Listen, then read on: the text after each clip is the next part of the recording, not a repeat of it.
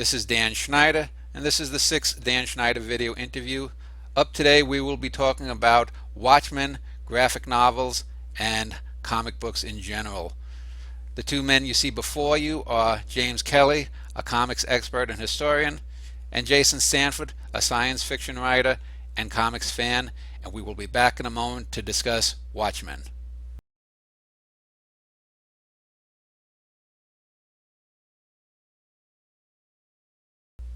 Okay, back with James and Jason.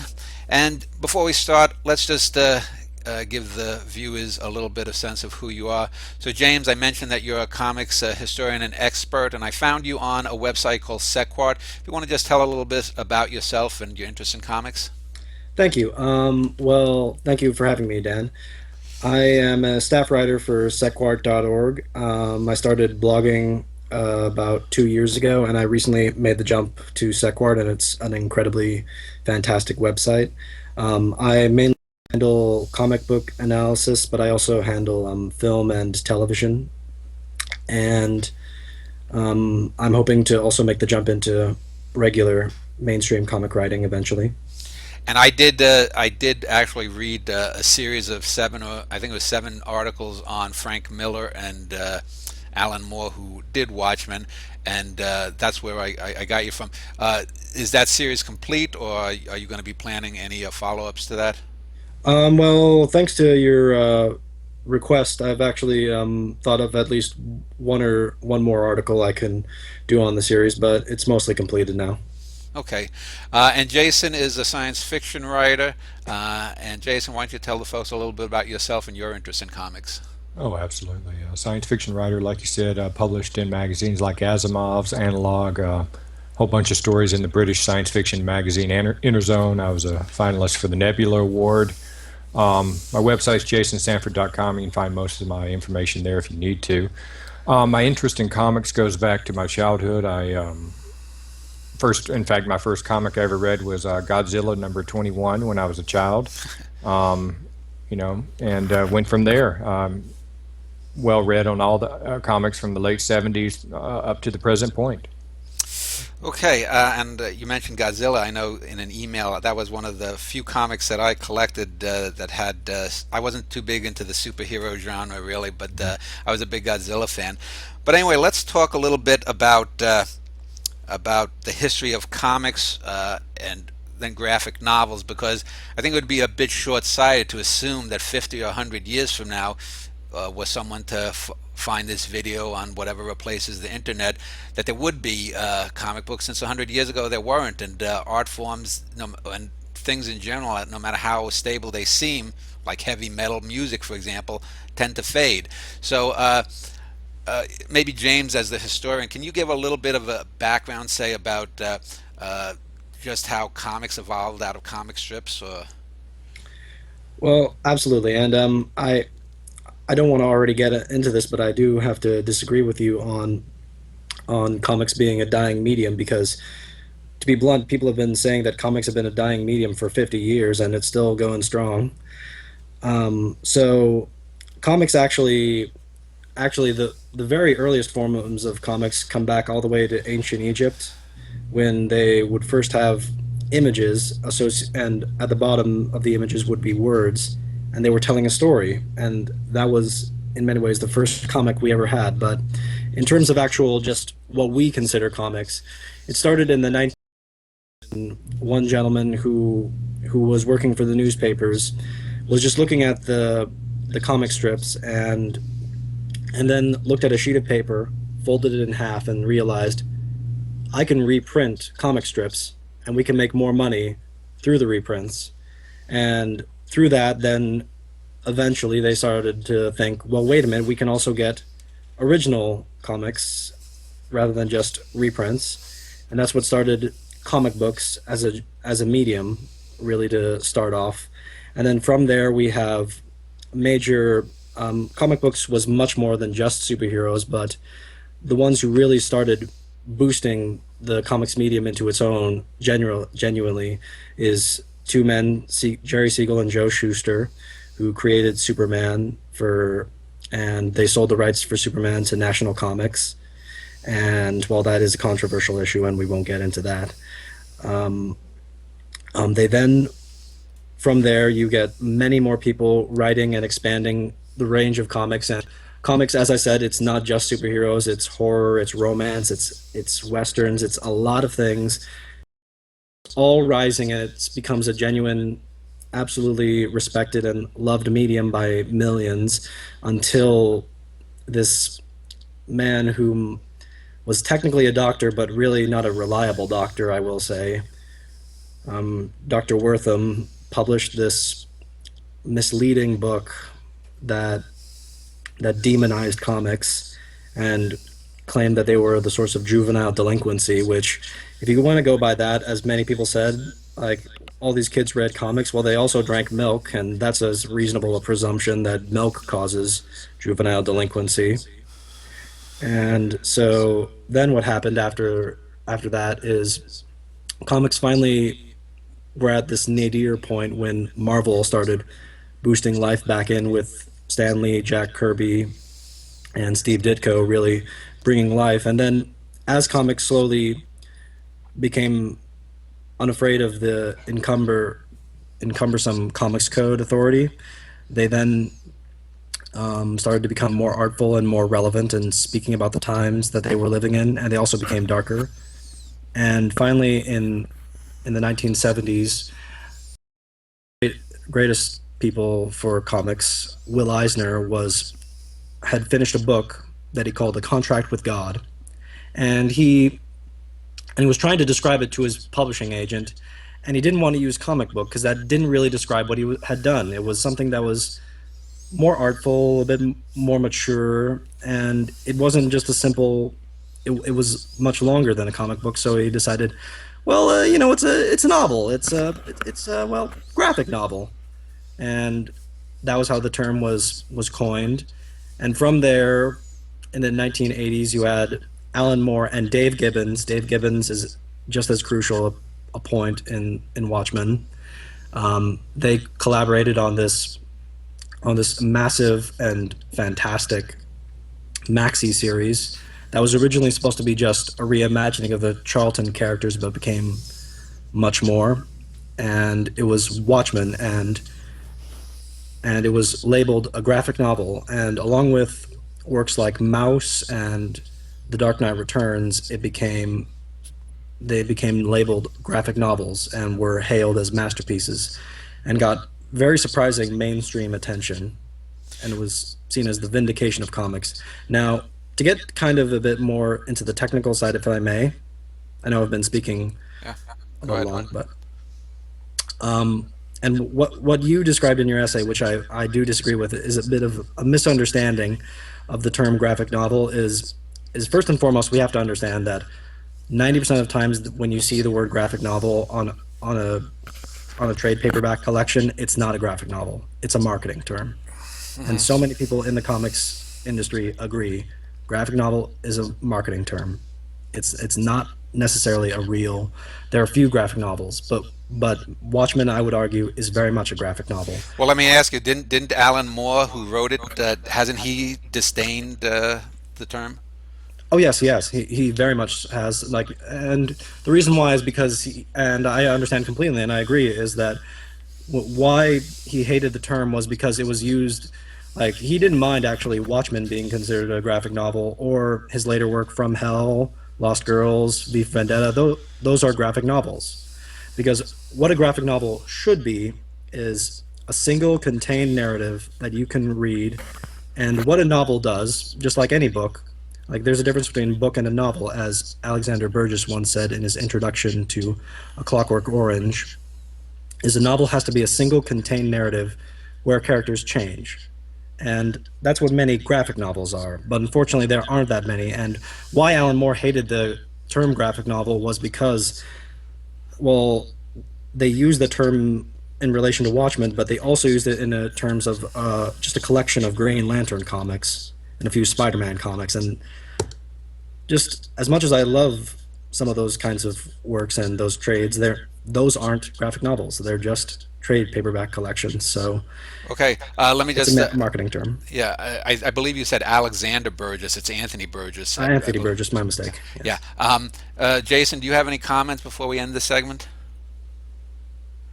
Oh, oh, Jason, I can't hear you. Jason's, yeah.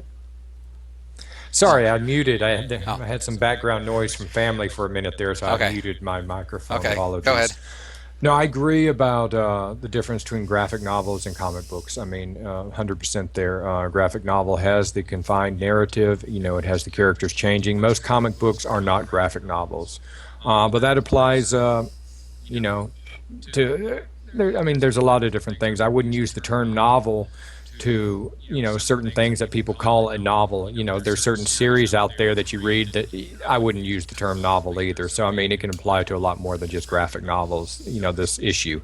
But no, I agree with that history. I thought it was a very concise, very accurate history of comics up to the mid '80s or so. The only thing I would add is that after Watchmen and The Dark Knight Returns, comics kind of entered what some call the dark period. Yes. The modern period, as opposed to the golden age of the 1930s and 40s and the silver age of the 60s and early 70s, where basically comics became more like The Dark Knight Returns and Watchmen, much darker themes tied in with superheroes and all that kind of stuff. But again, Yeah. we can talk about that more in a minute. Yeah, why? Let's talk about the legacy and post Watchmen, post Okay. the '80s later on.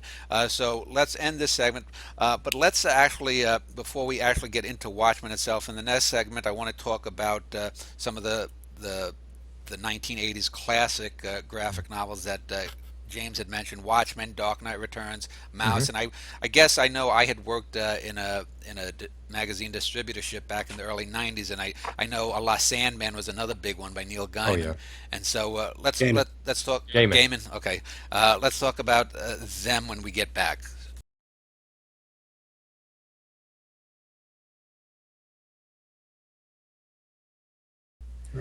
And we are back with James Kelly and Jason Sanford. And James, in his little history of comics and the graphic novels, had mentioned several graphic novels that are well known, and I know them even not as a comics expert. I've heard of them. The big four that I would consider Frank Miller's The Dark Knight Returns, Alan Moore's Watchmen. Who did Mouse? Art Spiegelman. Art Yeah. Spiegelman, and then Sandman by Neil Gaiman. So let's just little why are those four? They seem to always be the ones that come back to. What sets them apart, other than well, I would assume they're all considered truly graphic novels versus the definitions. So what sets them apart that they're always the ones referred to most of all? Jason, if you want to start this one off. Well, sure. I mean, it was the the four titles you mentioned there to really mainstream acclaim. I mean, there's always been a issue in the comic genre that, and it's in other genres too. But God knows it's in the science fiction genre. Kind of we don't receive any respect from the mainstream, literati and all of that. But those comics did.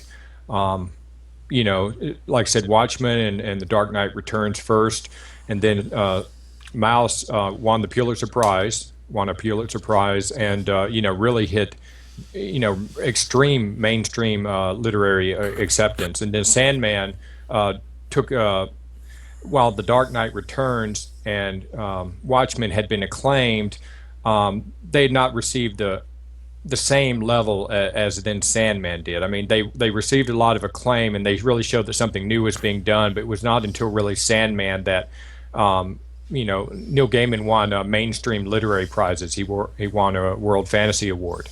After The which, only time. yes, the only time, because after he won it, they rewrote the rules so that no other comic or graphic novel could win that the best short story World Fantasy Award. But so it was really. I would say the mainstream acceptance is the big thing. I mean, they were doing things with those novels that were different, but not something that was so unexpected. For example, Alan Moore's Sandman comic book Well, really kind of set. Gaiman's comic Sandman. I'm Watchmen was sorry, Alan I'm Moore. sorry, I misspoke. Alan Moore's What? Swamp Thing. I meant Oh, to say Swamp Thing. Yes. um, set the stage for a lot of this. And so that kind of, and in fact, in Sandman, you find a lot of allusions to Alan Moore's time on Swamp Thing. So there was, it wasn't like suddenly you turned a page and there was this totally new thing. There was a transition in those issues of Swamp Thing and in other comics. You saw a lot of the building up towards what became realized in those four titles you named. So to me, it's the mainstream acceptance. It's kind of suddenly people who never paid attention to comic books were like, wow, this is serious literature. But, those who had always read comic books were like, you know, we've seen this before. It's different. There's different themes and different takes, and it's a darker edge, especially with the Dark Knight Returns and Watchmen. But it wasn't as great a break as some of the people in the mainstream may have thought. How about you, James? Do you agree that it was the mainstream acceptance of these works, or was there something else that set them apart?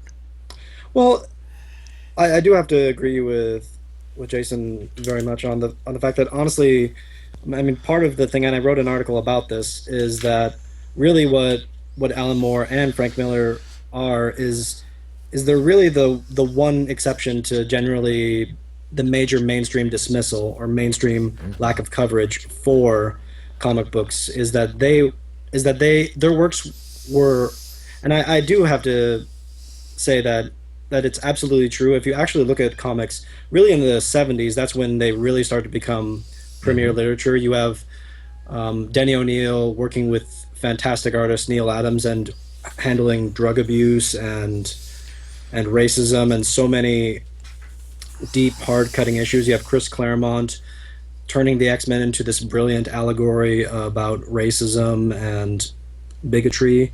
And so comics had already become literary, but really what Alan Moore, Frank Miller, and Neil Gaiman did was they brought a sort of mainstream critical attention and praise.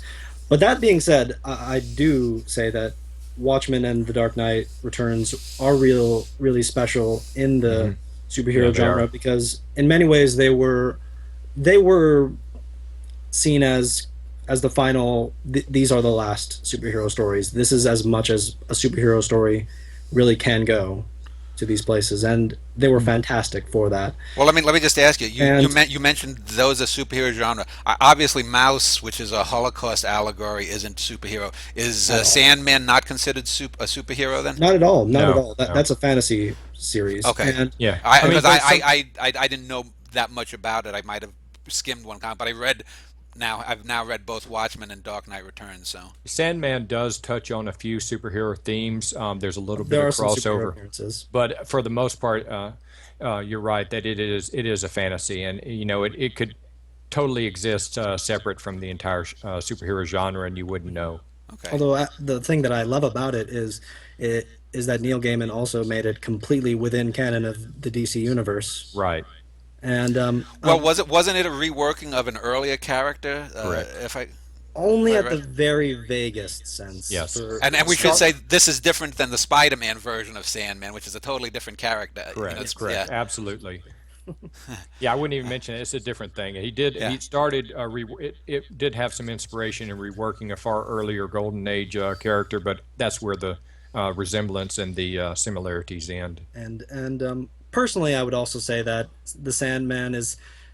I don't like the term graphic novel being associated because Neil Gaiman has said he doesn't like the term being associated with it because Sandman absolutely, if you read the whole of the library, it definitely has a massive character arc and change. But if you read the individual collections, it's gradual. It's not really only about maybe one or two of the collections I could comfortably say that's a graphic novel. Uh, let me talk a little bit about as someone who's an outsider looking in on the genre and being told by certain things. I remember when I was a kid in the 1970s and would read some comics. I remember there was Spider-Man versus Superman, and I mostly looked at like the Godzilla kind of books. I would read some of they still in those days had some war comics. I would look through. I mean, when I look for a comic, comic, meaning humor, I generally gravitated towards the more human one because I personally was never intrigued by superheroes. I did like the Spider-Man TV show, Spider-Man, Spider-Man, Yes. that one from the late Yeah. 60s. But then I remember when I worked in the early 90s at the magazine distributorship, on our breaks, I worked on a production line where we'd put all the stuff into these bins to be, sold to the different stores. And I remember thumbing through them and found, I was like, wow, if this is more interesting, this is better. And I do remember, was it Green Arrow's sidekick was the drug addict? I remember that Yes. That story. was Speedy. Yeah. And I remember Peter Parker's girlfriend getting killed, which was like the first major, character ever being killed.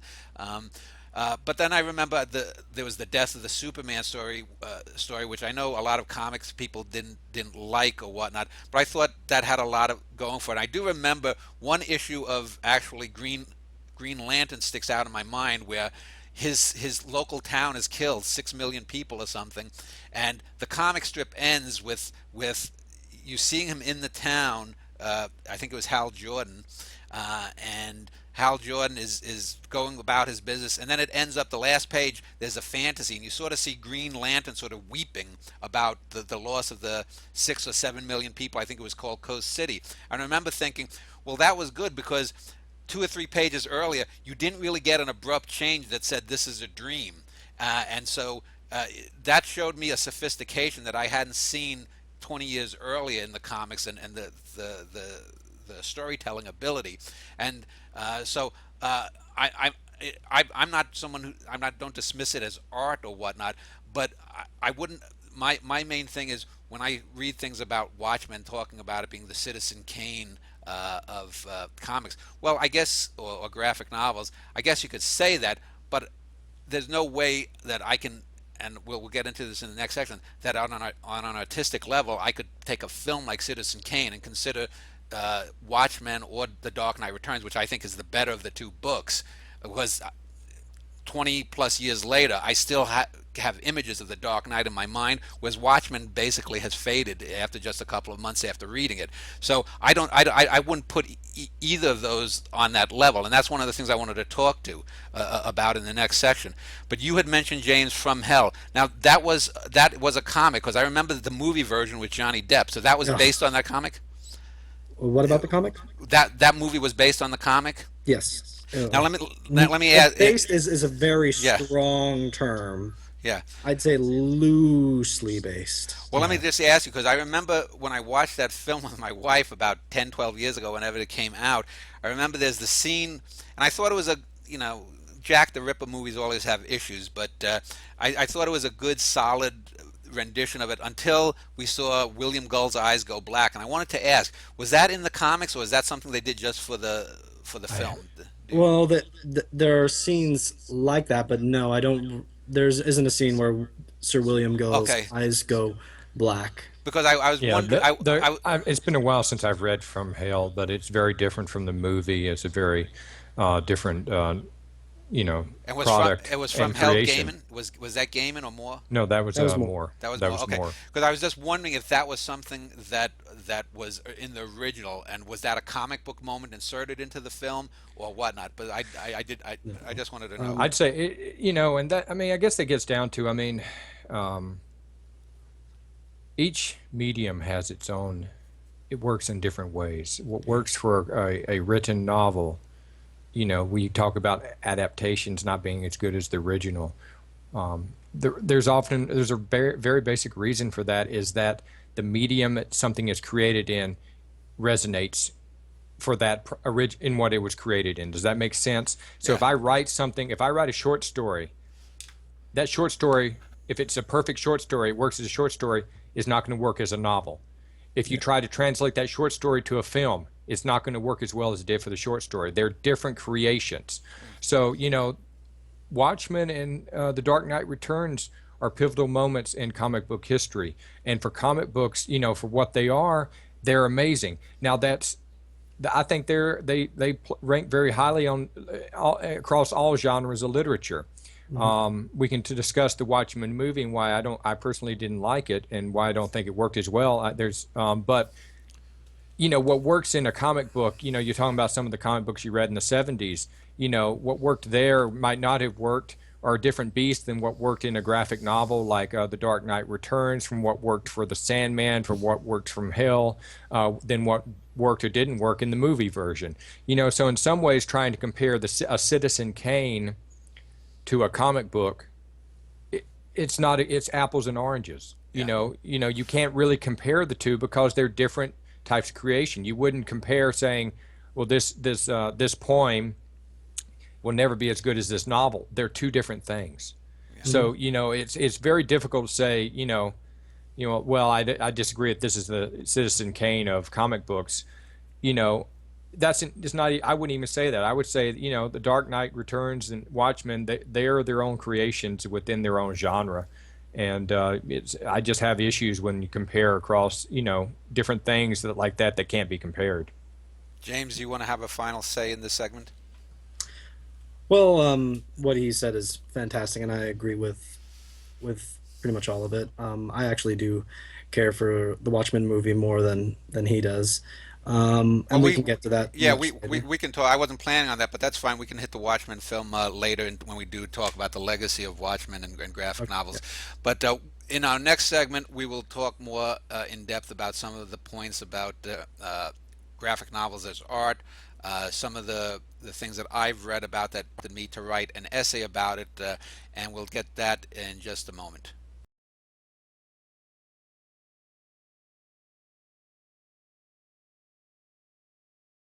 Back with Jason and James, and in this segment, I want to talk about Watchmen specifically. And I wrote an essay a couple of months ago, and the reason I wrote the essay was I'm actually going to be starting a trilogy of novels myself where I'm trying to deal with genre writing. So I'm going to do a trilogy that starts off with the first book, a Western, the second book is going to be a spy thriller, and it's going to end with a science fiction one. And it deals with the idea of the hero, the anti-hero, and the superhero. So I wanted to play with the idea of superhero. And when I was looking up and I was asking a few people about the idea of superhero, they said, "Oh, you have to read Watchmen." And I knew, of course, what Watchmen was. As I mentioned, I'd worked years ago in a place that distributed comics. And one of the things that I found even before I read the book was just basically Googling was the term, oh, it deconstructs the superhero narrative and the other thing. And so I read Watchmen. I wrote this essay, 10,000 words or so. And the one thing, and I think Watchmen is a good comic. I think it's a good staple thing. I don't think it's above a lot of the other things that I've read.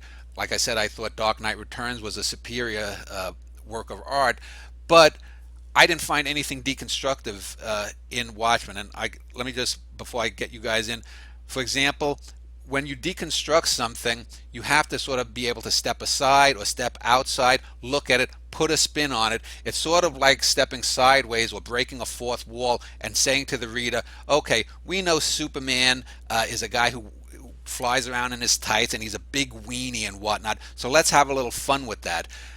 I don't see any of that in Watchmen. What I saw is more glorification of genres. For example, Dr. Manhattan is sort of the archetype of the 1960s Marvel nuclear accident. He's the only real superhero or superpowered being in the book. The girl, the Silk Spectre, is just there. There's nothing done. She's just an ornament, which isn't me deconstructing the fact that female characters, in early comics were ornaments. That's just emulating it. And then you have the other characters that we'll get into, like Rorschach. For me, is probably, most people agree, he's probably the most interesting of the characters. Night Owl is sort of a Batman knockoff. The Comedian, to me, is a Nick Fury knockoff from Marvel. So let's talk about deconstruction. If either one of you want to jump in, why do you think Watchmen is deconstructive versus what I've just said about it? Well, I'll James? jump in. Okay. Hmm. Well, I think, and you're fair to be critical of people just tossing around deconstructive.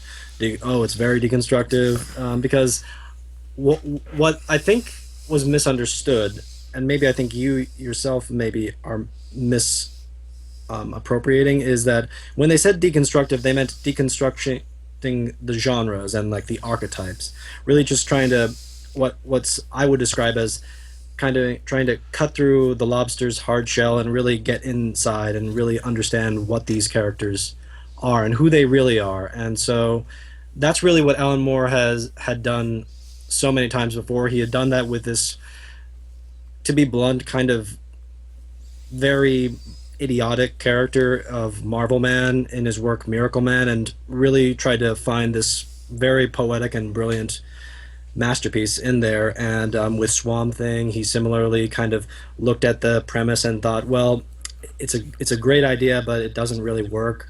We need to really take this character apart and really make what's left work. And so when Alan Moore and Frank Miller, although, and yes, Frank Miller too, were labeled with deconstruction, it was really them looking at the archetypes and trying to find what's really beneath the surface, what's really makes these characters who they are. And that's really, to me, what part of the brilliance of Watchmen is. And I'm about to write a series of essays just looking chapter by chapter on it. And I think I disagree with you. Honestly, part of the fun of Watchmen is that there is no moral judgment. Alan Moore is very careful, and the work that springs to mind that also is like this is V for Vendetta, where he says what these characters are like and lets you, the reader, decide ultimately if they are right. And Actually, despite, go ahead. Yeah, despite Rorschach being a very fun character, and in past readings I thought, like, yeah, he's the moral center, he is the model. For the readings I realized, no, he is not. He is just another character who operates under certain principles that people instantly are sort of galvanized and magnetized towards, just like people are very much attracted to Holden Caulfield at first, just because they think, oh wow, he's telling it like it is. But then later on you realize that Holden Caulfield is a really insecure and poor soul, and Rorschach is a very confused person. Yeah. And so, okay, Jason, I agree with that, actually. And that's, in some ways, the problem is you're trying to read, and Dan, you've come to Watchmen to read it decades after it was published. So you're not coming from the same point of view as when it was first released. Now, despite what I said, that there, and there were Jason, let me just ask you one thing. Is it also the fact that I read it at the age 49 and not 19? Is it something with being middle-aged versus young? Well, no, I personally don't think so. I mean, I don't think so. Okay, but let me finish what I'm saying. Here's my point: is you're reading it with lots of cultural history that you've absorbed. Now, I know you don't read a lot of comic book history, but there's no way that you could have gone the last few decades without seeing superhero movies, without seeing superheroes really move into mainstream acceptance. And one reason they moved into such mainstream acceptance is because we now have superheroes that have angst, that have depth, that are psychotic. I mean, some of the, quite psychotic, we have a lot, it's a more real world version of what it would be like if we had superheroes. Before Watchmen, before The Dark Knight Returns, that was rare. Now, there were exceptions. Like I said, Swamp Thing by Alan Moore did touch on some superhero issues where you had this happening. But it really became codified with Watchmen and with The Dark Knight Returns. After that, you could, comics as a whole changed. So, if you're reading Watchmen or Dark Knight Returns in the mid-'80s, this is a revelation. This totally changes the entire genre, and that's what they mean by the deconstruction. It really gave depth to the superhero genre.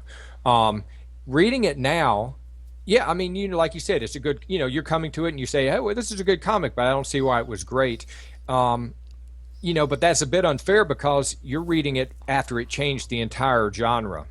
You're coming from, even though if you haven't been reading superhero comics, like I said, you've been influenced by what Watchmen did and what The Dark Knight Returns did to the entire genre, and you can't escape that. So, well, to get back to Citizen Kane, I could make that same argument about Citizen Kane. You could, yes. Yeah, but the difference and let me say this. Okay, I've watched Citizen Kane, and I love movies. I was underwhelmed by Citizen Kane. I said, well, what's the big deal about this? I mean, it was an okay movie. I didn't think it was a great movie for the same reason, because I've seen all these decades of movies that took what Citizen Kane did and kept it going, so it had become internalized in me. Now, but I also know that without Citizen Kane, that would not have happened. Yeah. So does that take away from what Citizen Kane did, that it's been mimicked and has spread throughout the culture? No.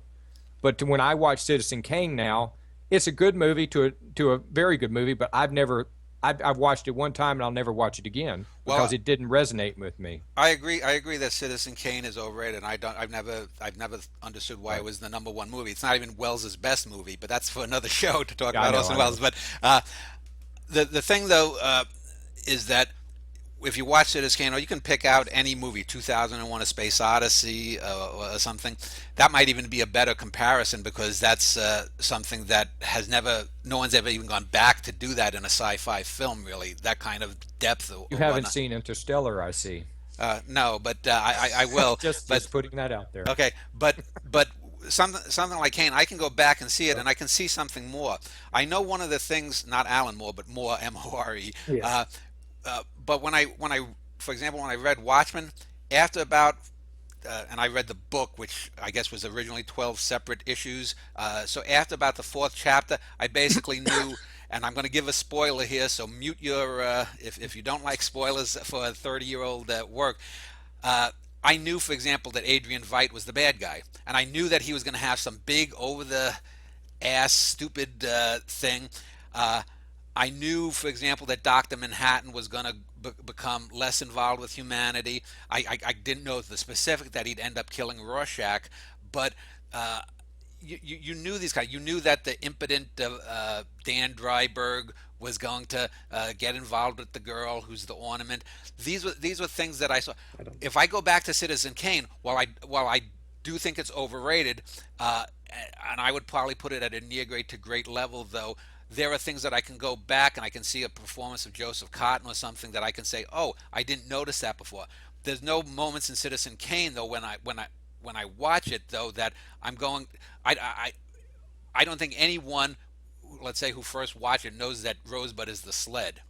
But I knew Adrian Veidt was the bad guy, and to me, that's the difference between something that you can at least make an argument for greatness. Now, I want to get back to Dark Knight Returns because I think that's the better work, and I think that actually does deconstruct the genre more than Watchmen, and I'll tell you why as an outsider. You Okay. had 50 years by that time.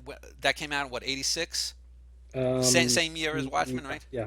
They were the Okay. same year. Okay, Yes. so almost 50 years after Batman came out, and I still have in my mind, I have the image of Batman clobbering Superman, the Joker. I don't think he kills the Joker, but there's like the Joker's lying in the sewer, and there's like a gang of sort of Clockwork Orange like youth that are terrorizing Gotham City or something, and there are specific images, and that's playing off the past genre of Batman specifically, and we know Superman's a weenie, and I even though I was never a big DC fan, everyone loved when I think Batman clobbers Superman, because Superman is such a fucking putz.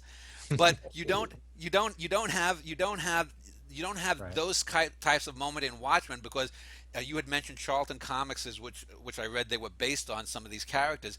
That I guess that wasn't one of the big two comics. So these comics were on these characters that they were based on were less known. But I think if you want to deconstruct something, it has to be out there. You can deconstruct Citizen Kane. It's hard to deconstruct, say, an obscure play that was produced just 3 times in Lithuania in 1924.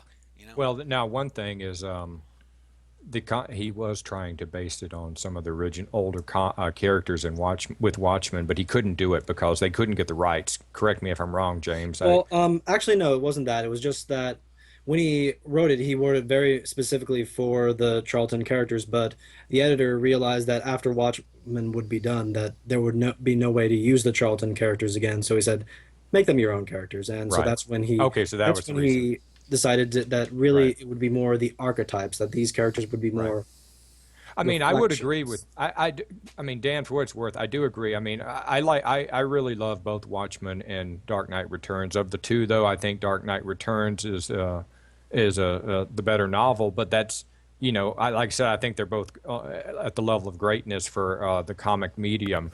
But I do prefer The Dark Knight Returns. And part of the reason is, like you said, because there is all that cultural history with Batman.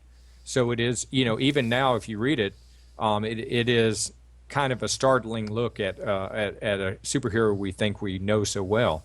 Now, that's part of it. That's what you get when you can play with cultural history. There's also a lot of downside when you try doing that. A lot of attempts to play with Batman's history and all that fail miserably.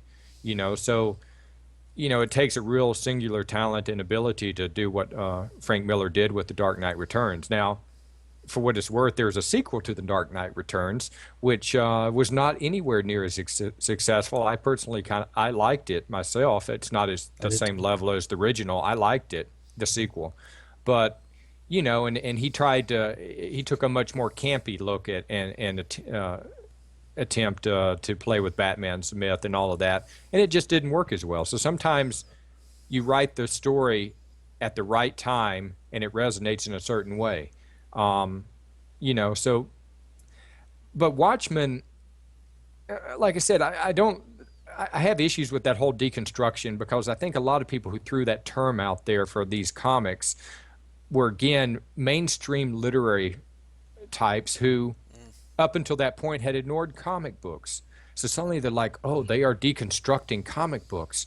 And what instead, I would say the better thing to say is that those comic books took comic book telling to a whole nother level. And, that would be a better way to say it. Yes, you're right. The Dark Knight Returns does do what we would consider deconstruction more than Watchmen. But I would say, and it's the same with Sandman, they took storytelling in the comic book medium to a whole nother level.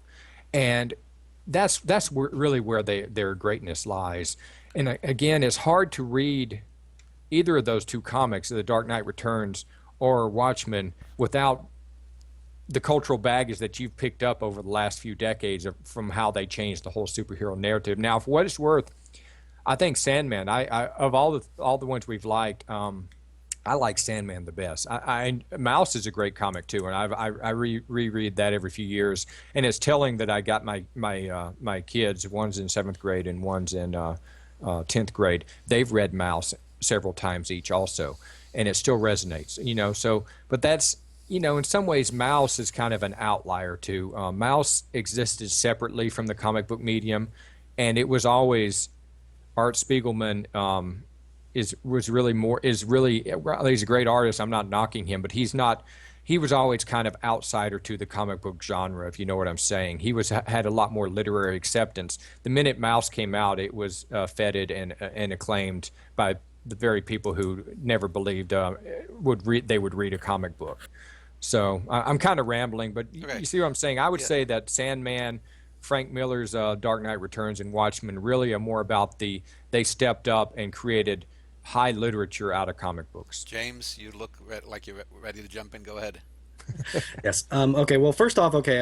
I have to say it right now. I strongly disagree with you on Laurie Juspechik or the Silk Spectre. I think she's a fantastic character, and she does much more than just be, as you describe, an ornament. She's a fantastic character. She's very significant. She's a very supportive woman, and she's also insecure and really trying to understand who she is, and that's a very interesting character. And Alan Moore is fantastic with writing female characters, and I think she is a very strong character in the piece. Now, what I somewhat disagree with Jason in that I came to Watchmen when I was 16. It had been out for over 20 years by then, and honestly, it resonated completely with me. It was a very strong work, and I think it's like any great novel. It stands the test of time. You Oh can yeah. pick it up having never read superhero comics and just say, that's very good. This is, I understand why it's an incredibly strong work and why it's considered a great work. Now, personally, I love both works, but one of the reasons why I think you say that The Dark Knight Returns is a bit more of a resonant in terms of just memorable images is because of the fact that what Frank Miller was trying to do was more of a Wagnerian send off to the superhero genre. where he was trying to really celebrate the superhero genre for all that it is, and then say, but this probably isn't something that really should be relied upon. And so he has very operatic and very lasting images inside the piece, and it is deconstructive, I think, because it does take apart and look at the comics genre and the comics medium. And I disagree personally on his characterization of Superman, because truth be told, really what I liked about what Frank Miller did was, unlike the Joker and Two Face, the mutant leader, those are clearly antagonists to Batman, but Superman is a very reluctant enemy to Batman. He doesn't want to Bruce to die, but he is more in that story. He's trying to do what he thinks is right, but that means compromising greatly, and that's by working with the government. And he never, whenever I read The Dark Knight Returns, Superman never comes across to me as you describe, a weenie or even a villain. It's just he's in this certain place where he's made his decision, and he may be on the wrong side, but he recognizes it's a flawed side. Hey, now here's something. James's image seems to have Yeah. frozen. Well, he'll probably come back. Go ahead, Jason. Now, one Continue. thing I would point out with The Dark Knight Returns and its depiction of Superman is that's really the first time Superman was really portrayed as a god walking on Earth.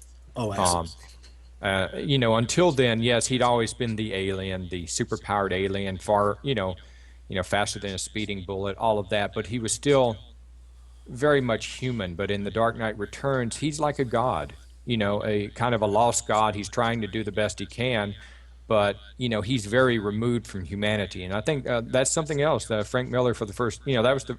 Correct me if I'm wrong, but I don't remember another instance Yeah, where any superhero was portrayed like that. Yeah, one moment. Let's end this right here, and let's see if we can get James back on video here. So let's Okay. take a little break here and see just get James back. Okay, we well, had well, hold on. We have James back. So James, go on about Superman. yeah. Well, adding on to what Jason said, now you, there are some other things. What Alan Moore was doing with Marvel Man or Miracle Man, depending on what you want to call the character, that was also really one of the first times you had superheroes really depicted as gods, as very remote kind of gods among men. And what Frank Miller did with Superman was really he Superman was a nature god. He was really a man who was attuned, a being that was attuned with nature, and really belonged with the fields with and loved everything about nature, and really kind of looked at mankind with this kind of mixture of pity and slight revulsion. And that was very interesting to do with Superman, and it was a very different take on Superman that was very poetic and very interesting. And he never came across to me as this kind of antiquated or really kind of diluted fruitcake, as some people kind of view when they read Dark Knight. I understand why they think that way, but I disagree.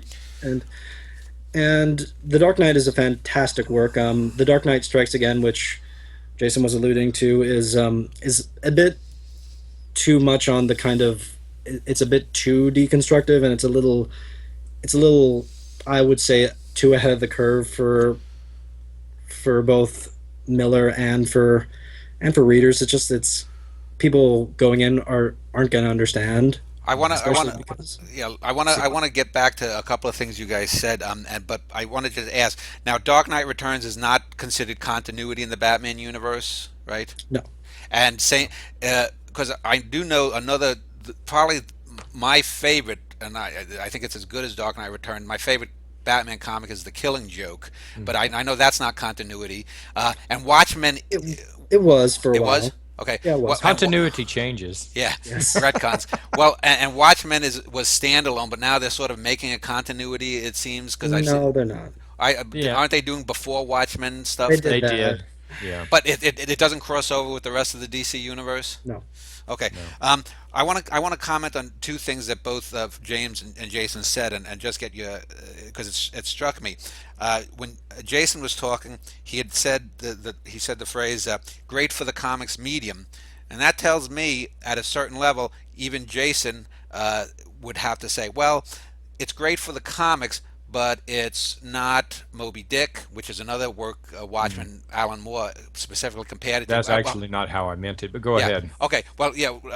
And then I know in talking about the character of the Silk Spectre and her supposed qualities, James had mentioned she was insecure and fretting, and so it seemed to me that both of you were doing some of the things that I've seen a lot of critics say, in that you're saying, well, it's great, but there's in Jason's case, there's a hesitance in that it's great, but, and in James's case, it was like, well, she's a great character because she has all of these womanly traits. Now, I hate the cliche of the super babe in heels that can kick Arnold Schwarzenegger's ass. So I'm not saying Laurie Jaspezek had to be the super babe like Wonder Woman that could do that, but.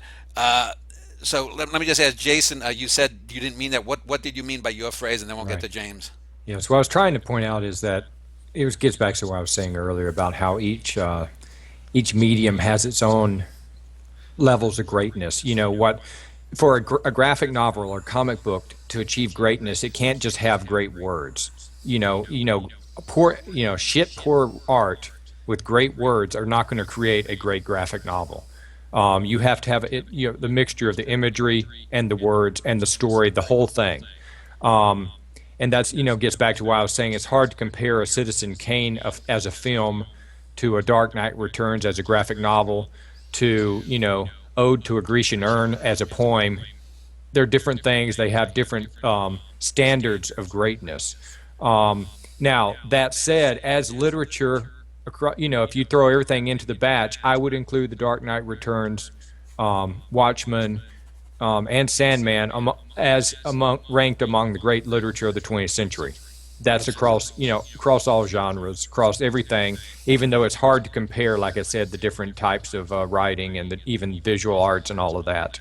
Um, you know the but the story of Watchmen, for example, um, can't it exists within the story of superheroes. It exists within the story of comic books, and it's like trying to read a novel if you don't know anything. If you approach Watchmen and you don't know anything about comic book superheroes, I think you'll be a bit lost, and you won't. It's like trying to approach, say, Citizen Kane, for example, without knowing anything about the Great Depression and without knowing anything about, inequality in the United States, without knowing anything about American history and the moguls and the. Okay, I keep hearing a beeping. Is there? I don't hear it. Do you hear it beeping, James? No, I don't. Okay. Okay.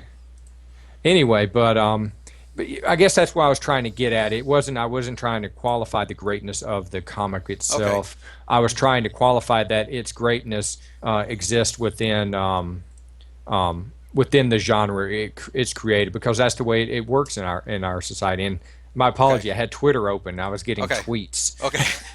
Okay. James, regarding the Jaspezek character and your earlier comment. Well, what exactly were Well, you you you objecting you to?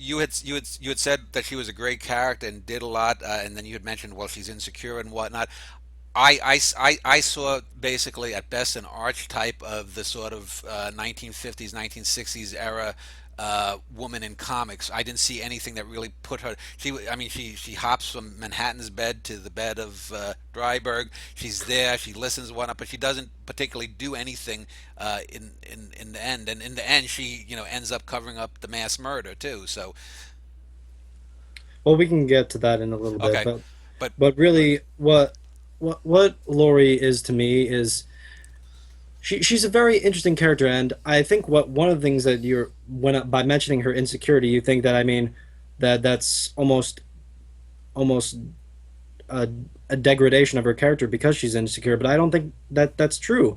Honestly, there are many characters that I admire for being insecure and not being that emotionally stable. And really, one of the things that I loved about the character in rereading it recently was that she really is this kind of woman who's had a mother who basically just tried to push her and elevate her and Jason, Yeah, you came. hopefully he'll come back. Are you there, Jason?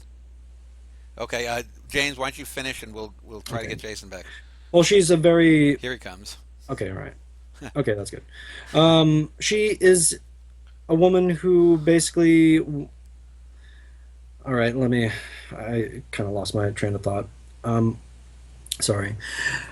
Lori is this kind of character who had this mother who basically just pushed her to be this kind of person that she didn't know if she wanted to be, and that's really something resonant is that she herself doesn't know exactly who she is, and she's trying to figure that out, and her relationship with John also is covered fairly well. Is that she doesn't really have a supportive kind of relationship, and John Osterman is this very bizarre kind of human that person that was once human, And and Osterman is Doctor Manhattan, the lone yes, superpowered person. yes, and whereas like with Dan Dryberg, she has a human being, someone she can be with and relate with and share her insecurities as he himself has many insecurities, and Dryberg, you she's mean very Dryberg? significant to the plot Yeah. because she's the instigator for Dan Dryberg to accept who he is, really.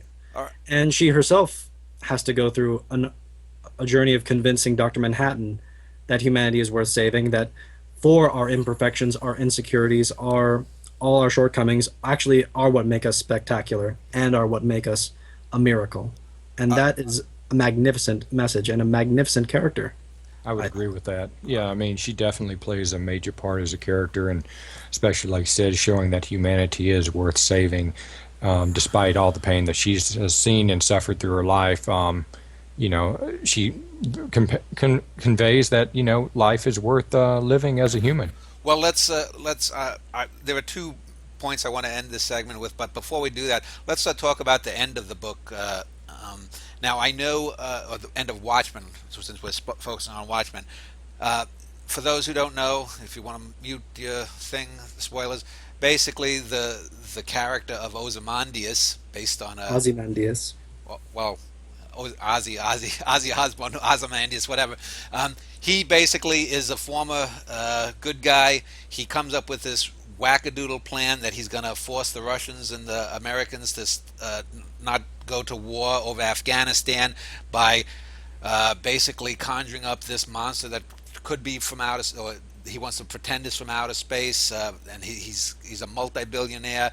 And there was some controversy that I've read that, and it's acknowledged late in the book that it was an idea taken from a television show, The Outer Limits, that had a similar ending.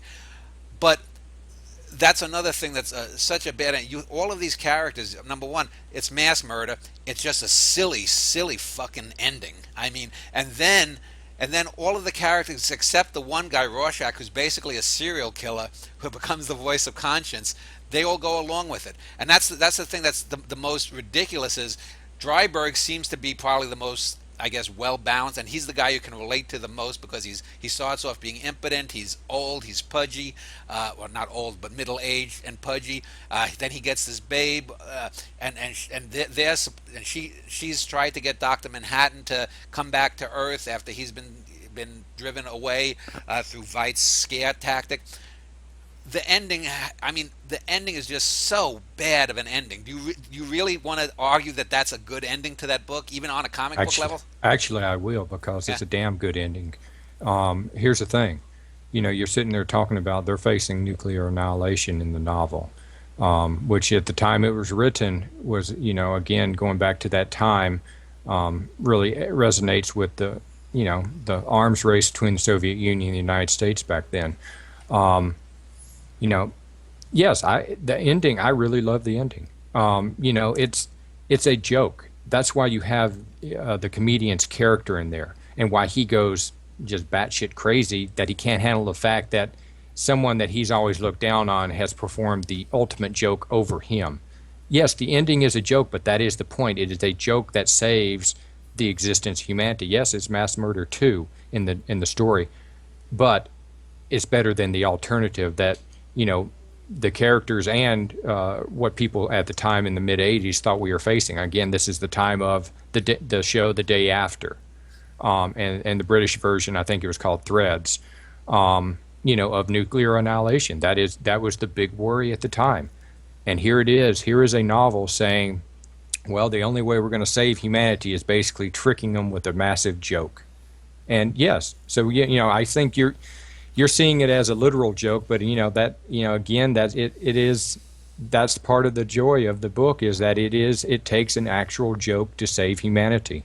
But here, That's, but if you want to talk about it as a work of art or a novel, you have something here that is at a very childish level. I mean, this is again, Veidt becomes even he even says it. I don't want to end. Oh, I forget in my. He says I don't want to end up a Republic serial pictures villain who explains his ending, and it's this big and serious. I mean, it's just so utterly silly. And if it had ended. If it had, mm-hmm. I think if the ending had been better, I could have dealt with it more. But number one, I saw the ending Well, coming from about four or I got to five say issues. something. What you're critiquing on this is one of my major critiques about Citizen Kane. That's what I hate about that movie, is that they have the opening of showing the newsreels as they explain everything. It's the same. That's one thing I never liked about Citizen Kane, is that the first 5 minutes are all newsreels where they explain the story to you. Again, in this instance, it works for me. In the hands of another story, it wouldn't work for me. In this case, like I said, the fact that they're basically, he's pulling a joke to save humanity. It works for me. James, what's your opinion on the ending? Well, I loved the ending. The first time I read it, I was just gobstruck, and I had to take a long time to really think about it. And what really is a very resonant ending, and I can understand. Actually, there's a fantastic book, Super Gods, by great comic writer Grant Morrison, that is very critical of the ending of Watchmen, and critical of Watchmen also. That some of the critiques you might agree with was that his complaint was more that the storylines were quote unquote generic, and Yeah. that the choice of tricking humanity would ultimately be a bit too kind of just stupid, as you described.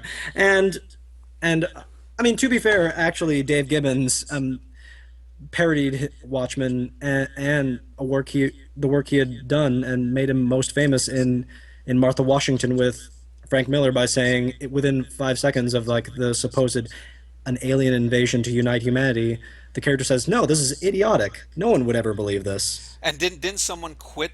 I think I read But in the history. Didn't someone? Okay, go ahead. I'll gladly talk about that. Okay, Okay. so I don't know about the quitting part, but I'll definitely tell you that Okay. one of the editors, halfway through as they were working on it, pointed out that the ending was similar to a plot from The Outer Limits, and Alan Moore didn't know at all. He had never seen the episode. He had no kind of familiarity with it, and so he was like, "Oh well, I guess it is similar." And so he acknowledged it by having a little line of The Outer Limits in the final chapter of Watchmen, but I don't. But no, it really was just coincidental, and that happens. Storytelling, Yeah, it does. it can happen. I've Honestly, had that sometimes. happen with stories I've written, then suddenly find out, something I've never written. Other people have done before, or someone has written the same story at the same time as I have. Not the same, but similar themes. That's the thing about our culture, is stories and ideas float around, and more than one people will pick up on them. Let Actually, me. can I tell Yeah, one little go ahead. quick story before? I'd like to talk a little bit more about the ending, but just one little kind of anecdote that's perfect for Go relating ahead. to just comics and just story parallels. Neil Gaiman, he had this grand, wonderful story in mind for Sandman that he was going to tell, and then he suddenly read this book and said, "This is my story. Crap, this is my story. I'm like, he's done it. I'm not going to do it." And he actually wrote to the author complaining, like, "You've written my story. Like, now I can't tell my story." But then the author was very flattered and wrote back, "The purpose of storytelling is to tell a story again. Tell your story." And so Neil Gaiman said, "Okay, I will." And he ended up writing Sandman: A Game of You. And there was a chance that he might have not written it and not written what many people consider the best of Sandman. And so, but getting back to the ending of Watchmen, at least for me, one is having lived through the horrors of September 11th, I can absolutely understand the idea of humanity uniting under fear of a great threat.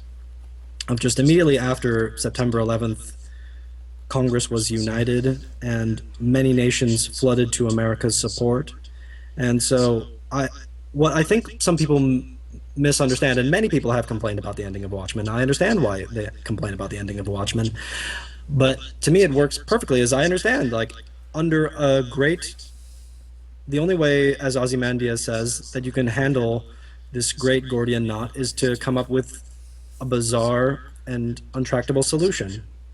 And so the solution is a great common threat, a great common threat. And he also says, like, Hitler once said that people will swallow lies provided they're big enough, and he comes up with this crazy lie, but people will, like, when they see the bodies, then that's why I think it's so resonant, those four splash pages of just nothing but human bodies dead with this horrendous alien beak. That would just send so many terrors to human beings, and it sent like shocks and just horror to me. Regarding the ending, though, I think, see, if they hadn't, if they had said that Watchmen to me is a celebration of all that's come before in comics and the culmination of the 50 years, that would have, I could live with that kind of ending, because to me it's a comic book ending. It's not an ending that because supposedly Watchmen is set in the quote unquote real world. We have Richard Nixon as the dictator slash president. We have Well, that was just critics. That was just critics. That yeah. was just critics saying that this is the real world. It's Yeah. absolutely not the real world, No, because Well, absolutely yeah, not. I know, but it's a realer version of the world than, say, Superman, because we only have the one freak guy who gets the superpowers, Doctor But Manhattan. you're like you said, that is a comic book ending, and Yeah. but it is within its genre. I mean, that's how you're reading it, and that's why it works. If you had that kind of ending in a highly realistic literary novel, that wouldn't work. Yeah. But again, it ties back into the story you're telling and the medium you're telling it in, on whether or not something works. Now, granted, there's some bad writing that doesn't matter which genre you write it in, it's going to be bad. There's some artwork that's going to be bad no matter where you use it. So there's obviously there's standards that exist across all mediums, but that's why it works, because it's in the comic book medium, and that's why Yeah. it resonates, because people who read the story are coming to it from a comic book medium. Now, to bring this section towards the end, I just wanted to say one thing about Grant Morrison. I had mentioned the Killing Joke, and I remember I think I heard one night when I do my notes when I'm off from work. I work overnight, so I'll do notes for my next books or whatnot. I was listening to some YouTube oh yes, yeah. podcast, and I heard him say that he thought that the ending of the Killing Joke was that the Joker gets killed, and I question I question that, because I looked at that and I don't see any evidence for anything of that he was claiming in that. So I think he sort of is the kind of person who just likes to lob these little Molotov cocktails about things out there, and I don't know if he necessarily believes them. That's just my take on things I've read from Grant Morrison Right. about other writers, but Well, that ending, I mean, I didn't get that point when I read it the first time, so I read his comment too, that, and I said, no, I didn't see that either. So, Well, yeah. I mean, to me at least, that's part of brilliant comic telling from Alan Moore, is ambiguity. And one of the reasons why I love the Watchmen ending is it's left up to you. Really, honestly, one can see it as a comic book happy ending. On the other side, it's a very disturbing ending, almost as disturbing as the ending of Marvel Man, of just this utopia that's supposedly created under false pretenses, under a great lie. Is that really justified? It's up to you, the reader. That is great literature right there. Why does Rorschach take off his mask at the end? Is it because he is willing? He can only compromise when he's Walter Kovacs? Is it because he knows he is deep down Walter Kovacs and wants to die as a human being? Well, Why does that happen? That's left up to you to decide. That is great literature to me. And the ambiguity of that final brilliant line of just, I leave it entirely in your hands, and Yeah, the the and the fact person. that we don't know if it's going to come out, if Rorschach's going to get published, his stuff. That's the best part of the ending. The one thing with Rorschach too, though, is I found the Rorschach. I would have preferred if we didn't get the whole thing with his mother's a whore and he's beaten up and he's picked on and this and that. Again, it would have been, I think, much more interesting if we don't know why the hell this guy is screwed up. You don't, to me, when you're going to do literature, especially if you're going to do something that's as archetypal as comic books or superheroes, I think you should let the characters. You can hint at something, but you have to leave these little interstices in between that people can put together. And I thought Rorschach, I would agree, is the best sketched of all the characters, but the worst part of Rorschach is that whole backstory about the whore of a mother. Right. Well, Um, I do have to say one thing on that is, again, when Watchmen was published back in the mid '80s, until then, everything negative in any character's life was all hinted at. You mhm, know, so it was all, because you couldn't say anything. okay. Now again, there were exceptions to that, but it was a medium in which people, the comics code and editors and writers felt heavily restrained on what they could say about the backstory of characters. Well, as example, Um, we still don't know the real story of the Joker, do we? I mean, there's been a few, No. so, you know. But let me do two things to end up this section. I wanted to give two comparisons that stuck in my mind about the praise that Watchmen got, and I don't know, James, are you familiar with foreign films at all? A little bit, yes. Have you ever watched Jean-Luc Godard's Breathless? I have not.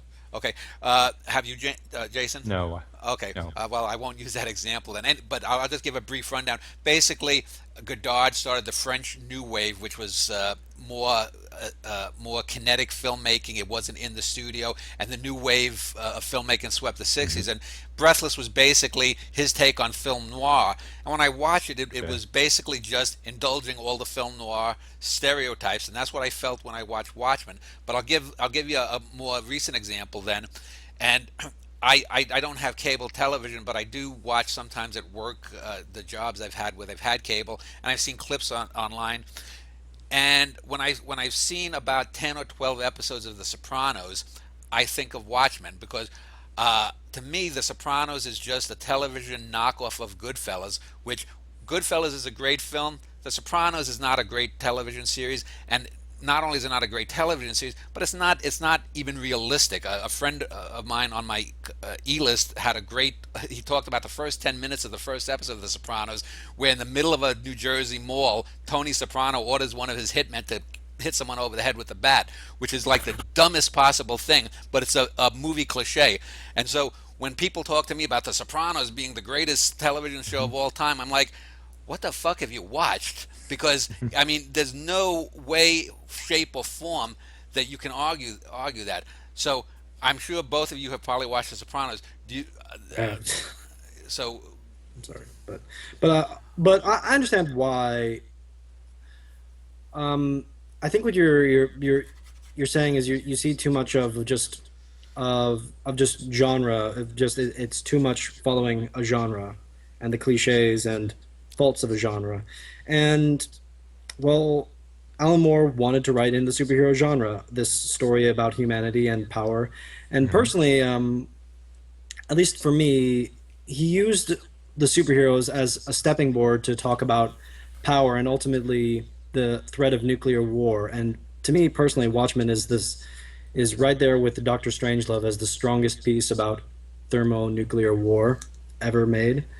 And I think what you're complaining about though, I understand, is like just genre of like, when Frank Miller wrote and drew the Fantastic Sin City, he was doing all of the noir cliches and noir characters, but that's what he wanted to do, and it works fantastic for me. And I understand like superheroes are somewhat of a predictable genre, but at the same time, Watchmen does not follow the predictable genre because we don't know if Ozymandias is ever condemned, and it's actually even left up to the readers to decide if he even is a bad person and what he has done is bad. Well, And let me end this segment, and I want to give you examples of two things that I think deconstruct comics, truly deconstructed, uh, and let me see what you think. The first one is something that I came up with a couple of weeks ago. I was thinking of the old Batman Adam West show, which to me is truly deconstructive. A lot of people dismiss it. And in fact, I just yesterday I saw, or a day or two ago, I saw on the humor site crack.com, they have an article, 5 Reasons the 60s Batman TV Show is Better Than You Think. And there you have the deconstruction. There's the famous scene in the Batman 1966 movie where Adam West, I think, is running around the docks holding a bomb, and a marching band is coming, and then orphans are coming, and then nuns are coming, and he can't get rid of the bomb, and it totally highlights the absurdity of it. And that whole show with the whether it's Frank Gorshin as the Riddler, whether it's Cesar Romero as the Joker, there are all little things that not only parody 60s counterculture at the time, but parody what came in comic book. And then the second example that I want to give, I'm not a fan of his films by any stretch of the imagination. I thought M. Night Shyamalan's The Sixth Sense was overrated, and most of his films are crap. But his second film that I saw, Unbreakable, where you have Bruce Willis de facto becoming a superhero, you don't find out until about maybe 3/4 into that film that he may be becoming a superhero. So you're basically getting the origin story of a superhero that you're not even really aware of until 3/4 of the way in. And if you look back in the first half of the film, you can see little things that you can say, oh, this is what he may become, what kind of a superhero. So those two things, Batman and Unbreakable, do Right. either of you have a comment on those as deconstructive of Yeah, let me comics? handle this. Yeah, I'm gonna put this out there first. Okay. Deconstruction is boring without a good story. Um, you know, the you can deconstruct literature, film, or anything like that, but unless you have a great story that you're pulling people along with, who gives a shit? Excuse my language, but deconstruction is boring. Yeah, the Batman of the '60s parodied, deconstructed if you want. A lot of the superhero stuff, yeah, absolutely. But for the most part, the stories were crap, and I don't like to watch it because it's because it gets back to the story. On an intellectual level, if I want to sit down and watch the series and say, hey, I can see what they're doing here, I've done that before too, and that's but again, it gets back to the story. Now, Unbreakable, yeah, no, that's actually one of my favorite movie of his. I did enjoy The Sixth Sense, but it's one of those, after you see The Sixth Sense and you know the twist, that's the end of it. But Unbreakable, yeah, it's a subtle superhero movie, and but again, one reason that works is people think they're watching quote, a realistic real life drama, and suddenly they're getting sucked into a superhero story. Going back to Watchmen and other comics like and Dark Knight Returns, they are working very much within the story of superhero comics. If someone doesn't like superheroes, they're not going to like the stories. That's just the way it is. But as stories and as in the medium they're working in, I think they're great. And James, do you have a final comment on that? Either of those two things? well, I have a very fondness for the Adam West Batman TV show. That's what I'm familiar with. I haven't seen Unbreakable. I'd like to see that. Okay. But yeah, and I understand why you say deconstruct, why you keep on harping on deconstructionist. And again, I have to emphasize that's other critics kind of just appropriating a term, and when they said that, they meant deconstructing characters, archetypes, genre. That's what they meant. They didn't necessarily mean this is deconstructionist. Okay, let's end this segment, and when we get back in the next segment, we had mentioned earlier the Watchmen film, which came out in, I think, '09. Let's talk a little bit about that and other legacies of Watchmen and the graphic novels of the '80s.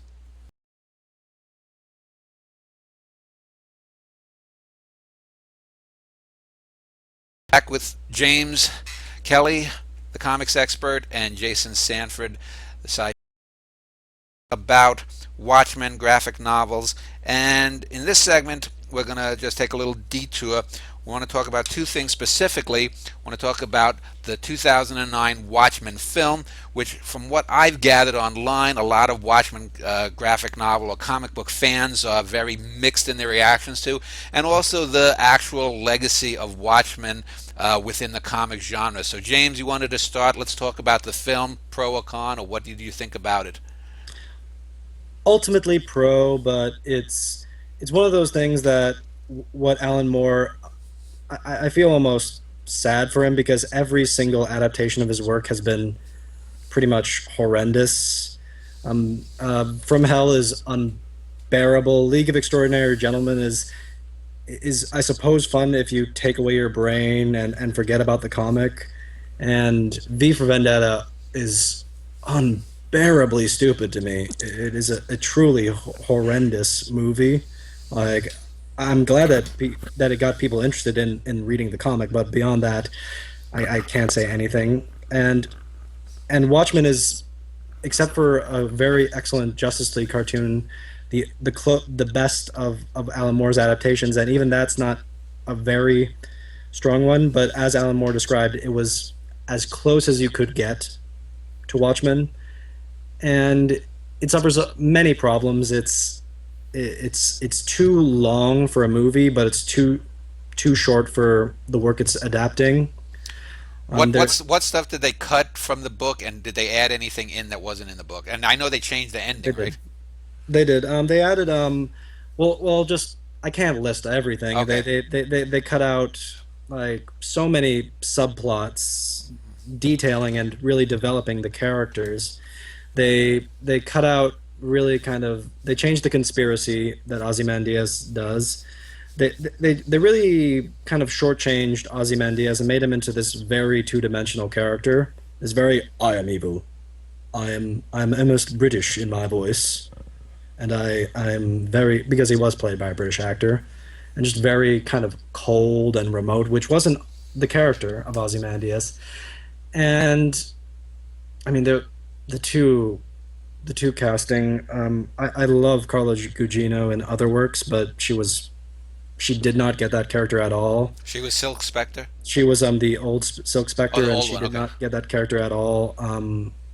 And also, I don't want to be mean, but Malin Ackerman, I think she really should just stick in comedy.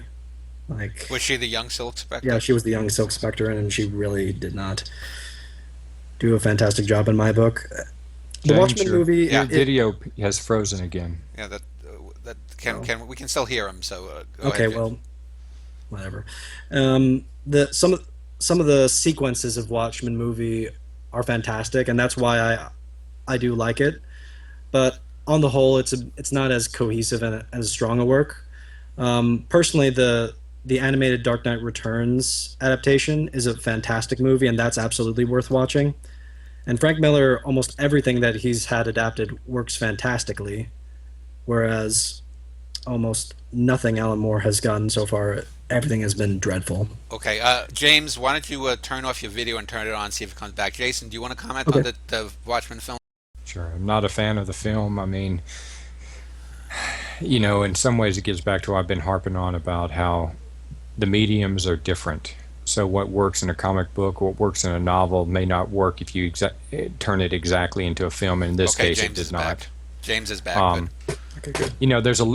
I'm not a fan. In that case, they tried to make a almost a. Granted, they cut some stuff out, but they tried to make a, scene by scene version of the comic book into Mm. Watchmen, the film, and you could in this case, it would have been far better to try to get the essence of what Moore was trying to do with his comic than to try to do a scene by scene. For example, I'm not a fan of the Sin City film. I love the Yeah, comic I didn't. books. Yeah. I thought, and again, it was a case where something that works brilliantly in the graphic novel medium, when translated again scene by scene, word by word into a movie, did not work, because there it's just like, no, it doesn't. It Yeah. just failed for me. But no, I mean, so I couldn't even. Yeah, the Watchmen movie. My Less lone said, the better. my lone comment. I saw maybe about two or three clips about 20 minutes. I remember the scene in the book where Rorschach is in. He breaks the the glass on the line when they're Hmm. getting their food, and he throws hot lard or something into another prisoner's face, and he goes, "You are in here with me, not," and that worked in the comic book. I thought it was just laughable. Not that it was really the actor's fault, uh, No. but it was just to me such a silly scene in the book, and that's yeah, and you always have that. A filmmaker needs to be able to take the essence of it, and Hmm. even if it's just the 30% of what you can get in the whole thing, you have to make it somehow different, but get a Right. similar effect. Well, I mean that's just the difficulty of adaptation, and when Stanley Kubrick was adapting The Shining, I mean, as much as the Stephen King, it's very crystal clear in the book that there are ghosts, the place is haunted. That doesn't really work in a movie, and Yeah. that's why Stanley Kubrick had to say no, that this is going to be ambiguous until the very end of whether or not just Jack Nicholson's character is just insane, if Yeah. he's Right. just And it imagining this. works. It's a classic movie. It's a great movie. Mhm. And Stephen King hates it. He says it's a horrible adaptation because they didn't make it exactly like he wrote it. If Kubrick had done the film exactly like along the lines of what King had written, it wouldn't be a great film. That's it exactly. And so Well, if you've ever read Marcel Proust Remembrance of Things Past, his most famous passage is a 300-word ode to a tea biscuit, and so that wouldn't work on film. But let's talk about then the actual legacy in the comics. You guys had mentioned the darkness, and I've read in reading up on Watchmen, a lot of people said that. They blame Moore and Miller for basically starting the cliches that in order to be deep, you have to be dark. Yeah. Talk about that in the last Oh, sorry. 25, 30 oh yeah, years. if I could jump in on that. Yeah, no, I agree. I mean, that's a major irritation of mine with comics these days is, and what is groundbreaking in one decade later becomes cliche. And people it's such a cliche now, and it really I cannot read most superhero comics anymore, but for that very reason, we need someone to come along and, perhaps that's the end. Perhaps Frank Miller was right when he did The Dark Knight Returns. This is the end of comic book superheroes. In some ways, I don't think it was quite as prophetic along the way it actually went, but the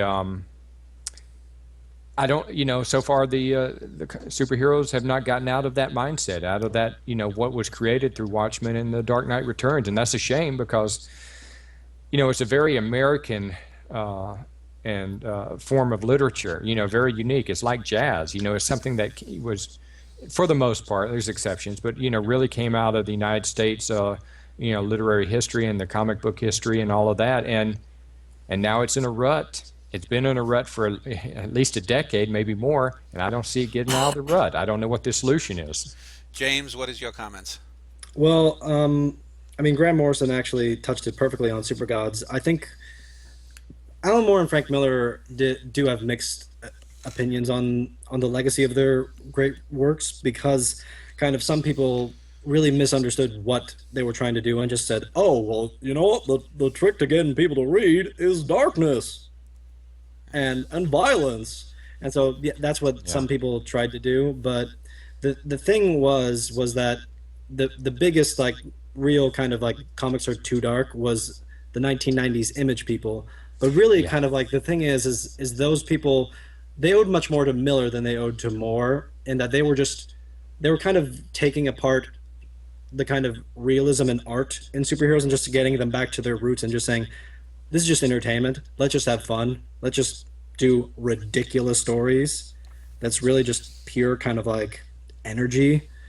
And they didn't last long, and because like that can only last like a sugar rush for a short amount of time. And I disagree. Actually, if you read most of the comics being written, I would say definitely by Marvel, like Brian Michael Bendis, what he's doing with X-Men, and what Mark Waid does with Daredevil, and Dan Slott with Spider-Man, they aren't dark at all. I mean, sometimes they are dark, but when they are, it's for a purpose, and And it's I much more actually could, just sorry, go ahead. it's there's a lot of energy and exuberance, and really, comics went through a dark age, but they've gone through a light age again, and DC, Hmm. I am sad to say, is more on the dark side, And except for Batman, where it's appropriate, it's kind of bizarre at times. Yes, where you get these Right. dark versions of superheroes where just no, you don't need the Justice League to be dark. They can just be fun and doing. Yeah, I'm not a Pollyanna, but I know I wrote another essay regarding the television and the so-called golden age of cable TV shows. Like I've seen that Walking Dead television show, and I think it's dreadful. I think you can't even begin to compare it to the original Night of the Living Dead or Dawn of the Dead, and it's like, how many fucking zombies do you need? And it's like, so it's not just in the comic book genre. And I'm not saying everything has to be the Waltons.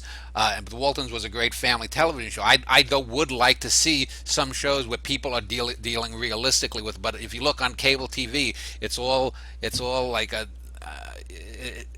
it suffers a lot from that too. But so let's. Well, Oh, here, go ahead. actually, real quick, Dan. Yeah. And when I say that comics book superheroes are in the rut, there are exceptions, as James mentioned, and actually some good ones. The new Batgirl series seems to be breaking the mold of what superhero comics could be. The Miss Marvel series is a great one.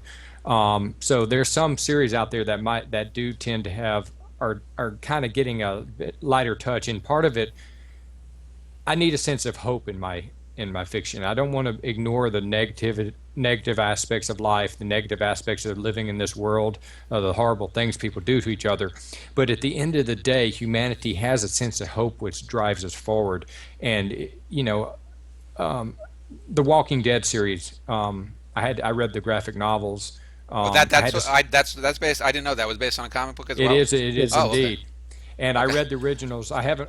Tried watching the show. I wasn't a fan, but I stopped reading the graphic novels because they didn't have that sense of hope. That there is a sense that when bad things happen, people tend to come together and work together, and they help each other. There are exceptions, obviously. Yes. There's effed up people in the world, but we've reached a point with a lot of graphic novels and comics where it's all negative and there's never a redeeming person out there, and it's all and that I think is going to die. I hope. So I say it's in a rut, but my hope is that it will change again. I mean, personally, I say it's already pretty much died. If you look Yeah. at most of mainstream Marvel, it's very much like the movies where it's very optimistic and Hmm. and kind of like not light, but just a good balance of tone. Okay. But Okay, well, let's wrap up this segment. In our final segment, we'll give James and Jason a final say on whatever they want to on comics and the future of the medium. And that'll be coming up in just a moment.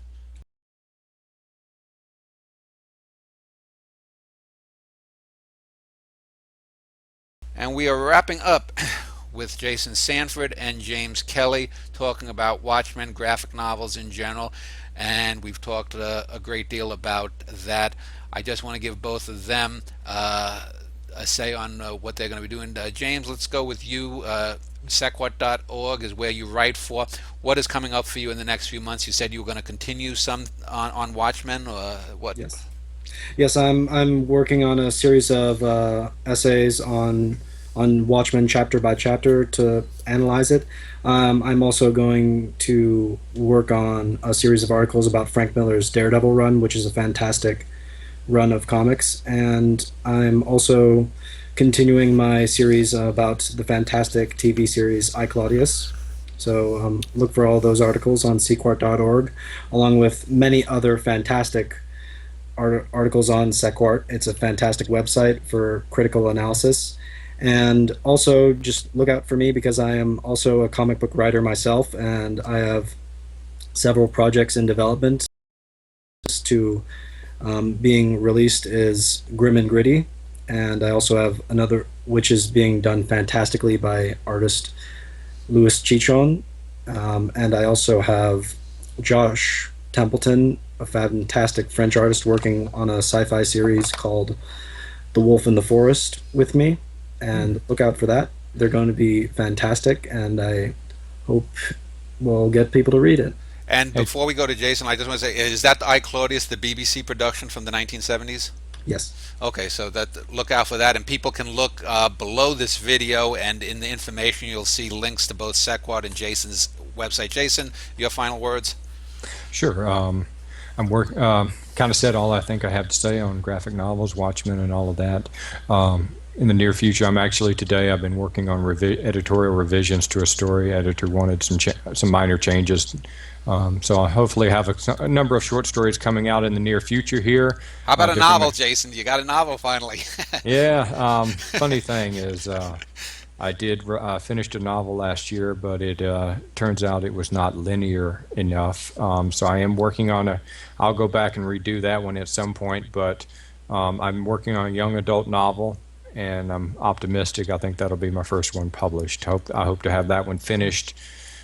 Oh, I'm aiming for April, late April, early May, for having that wrapped up and getting ready to send out to people. Okay, well, it's been You can find my stuff and more information at jasonsanford.com. okay, and it's been an enjoyable conversation. Yes. Whether you agree with James or Jason or me, I would say it sounds like I've been hard on the medium. And it's not that I'm hard on the medium. It's just I've always sort of felt that, like has been mentioned, apples and oranges, and I think when you try to say an apple is an orange, you're going to get a lot more pushback, and you should just let an apple be an apple and an orange be an orange. But we'll let it go at that. My next interview will be in 2 weeks with an independent filmmaker that emailed me out of the blue, showed me his film that has some potential. His name is Michael Jason Allen, so that'll be the next one coming up in 2 weeks. Thank you to Jason, thank you to James, and stay tuned. Thank you for having me. Goodbye. Yes, thank you. Okay.